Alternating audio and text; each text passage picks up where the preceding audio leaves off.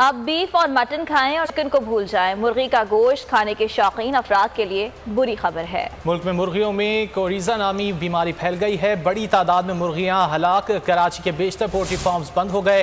Poultry farm मालिकान के मुताबिक बीमारी में मुर्गियों को नज़ला, जुकाम और सांस लेने में दुश्वारी होती है। खबरदार, होशियार, मुर्गी का गोश्त ना घर लाएं और ना ही बाहर से खाएं। मुल्क में मुर्गियों में कोरेजा नामी बीमारी फैल गई है। पोल्ट्री फार्म मालकान के मुताबिक बीमारी से बड़ी तादाद में मुर्गियां हलाक हो गईं। कराची के बेशतर पोल्ट्री फार्म्स भी बंद कर दिए गए। कोरेजा बीमारी कोरोना से मुमासलत रखती है, जिसके बाइस मुर्गियों को नज़ला, जुकाम और सांस लेने में दुश्वारी होती है। और ये रिपोर्ट आपने मुलाहिजा की, इसी पर बात करेंगे। डॉक्टर कैसर सजाद हमारे साथ मौजूद हैं और उसके साथ साथ पोल्ट्री फार्म एसोसिएशन की जो नुमाइंदगी है वो करेंगे। अब्दुल मारूफ सिद्दीकी साहब भी हमारे साथ मौजूद हैं। सबसे पहले अब्दुल मारूफ सिद्दीकी साहब से ही बात कर लेते हैं। सिद्दीकी साहब, ये रिपोर्ट हमने देखी है और काफ़ी हैरान कुन इंकिशाफात इस रिपोर्ट के जरिए सामने आए हैं। लोग क्या अब चिकन खाना बिल्कुल छोड़ दें? रिपोर्ट है, ये बोगस रिपोर्ट है। और ये किसने रिपोर्ट बनाई है? क्या हमारे पाकिस्तान में जो पोल्ट्री इंडस्ट्री के साइंटिस्ट हैं उन्होंने बनाई है, या कि जाके एक अटेंडेंट से इंटरव्यू लेके उसकी बुनियाद पे बनाई गई है?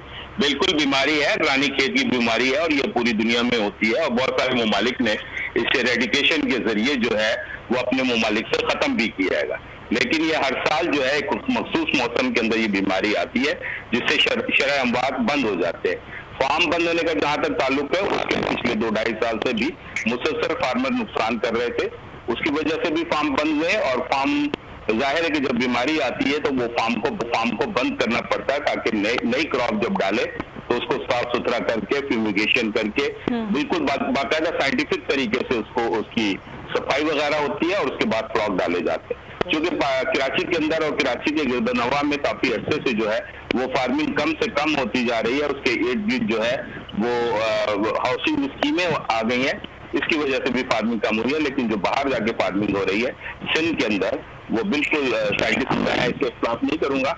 ये कोराइजा की बीमारी नहीं है, ज्यादातर जो है वो न्यूकैसल की बीमारी है, जिसको हम उर्दू में रानीखेत कहते हैं। और रानीखेत की बीमारी की वजह से शरह अमवात में इजाफा हुआ। और जो मुर्गी बीमार होती है, जिसमें कोई वायरस आ जाता है, वो मुर्गी फार्म के ऊपर ही मर जाती है, वो आ ही नहीं पाती है, वो इतनी कमजोर होती है। और ये प्रॉब्लम है, ये 3 से 4 हफ्ते के दरमियान में मुर्गियों में आती है और उस वक्त मुर्गी का वजन कुछ नहीं होता, वो 1 किलो 1.25 किलो की होती है। जबकि आप मार्केट में देखते हैं कि मुर्गी जो सेहतमंद मुर्गी आती है वो 2 किलो से ऊपर की होती है।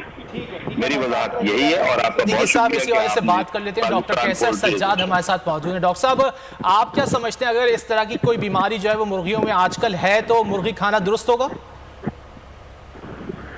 बिस्मिल्लाहिर्रहमानिर्रहीम। देखिए, अगर कोई खाने पीने की चीज़ में कोई भी प्रॉब्लम है, सबसे पहले तो मैं समझता हूँ कि पोल्ट्री एसोसिएशन जो है उनके ओहदेदारान को बताना चाहिए इस वक्त मुर्गी में बीमारी आई हुई है। जैसे कि इन्होंने बताया कि कुछ मखसूस महीने में ये आता है, तो इसकी रोकथाम क्यों नहीं की जाती है? क्योंकि ये एक रानीखेत जो है वो एक वायरल बीमारी है, तो ये इंसान में ट्रांसफर होता है और इंसान में ट्रांसफर खाने से नहीं होता है, लेकिन उसके टच करने से जो आदमी उसको हैंडल कर रहा है उसको जो है उसके हाथ के जरिए फिर वो घर पे जाता है। घर में जो खवातीन उसको हैंडल करती हैं उनको ये लग सकता है।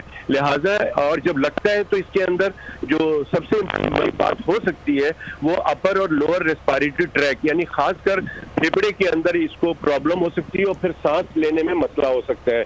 तो लिहाजा मैं समझता हूँ कि जो 2-3 बहुत इंपॉर्टेंट बात है कि इनसे मैं फ़ायदा उठाता हूँ। जो मारूफ साहब आपके साथ बैठे हैं, एसोसिएशन को चाहिए कि आपको जितने भी मुर्गी शॉप पे आप सब ने देखा होगा कि अगर आप जब जाते हैं तो जिसमें मुर्गी ज़बा करके उस कंटेनर में डालते हैं वो डिब्बा वो कभी भी धुलता नहीं है और शॉप के ऊपर बड़ा एक अनहाइजेनिक तरीके से किया जाता है, नंबर 1।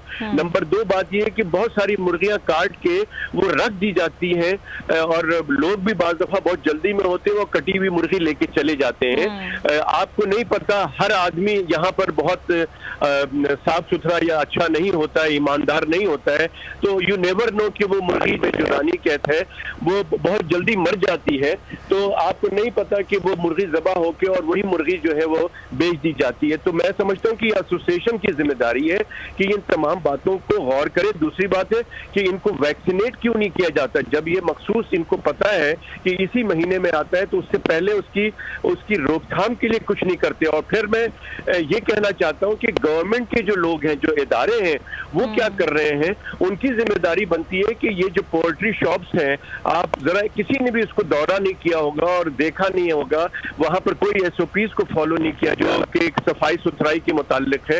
इसी तरह से मैं समझता हूँ कि गवर्नमेंट को चाहिए कि इनकी जो पोल्ट्री फार्म के एसोसिएशन के जो लोग हैं, इतनी कीमतें बढ़ गई हैं, तो इनको कुछ ना कुछ टैक्स के अंदर या जो इनकी और एक और मसला भी है, फीड का भी मसला है, बहुत सारी बारे में भी बताई जाती है।